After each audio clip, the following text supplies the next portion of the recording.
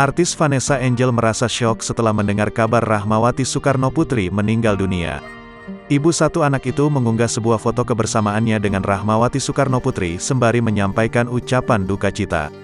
Istri Bibi Ardiansyah tersebut tampak memeluk erat sang politikus yang merupakan anak dari Presiden Soekarno.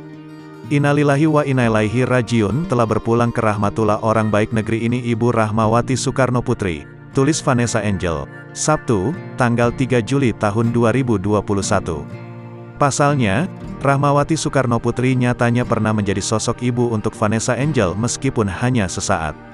Meskipun sebentar tapi wanita ini pernah jadi sosok ibu yang baik untukku dulu, terima kasih, tutupnya.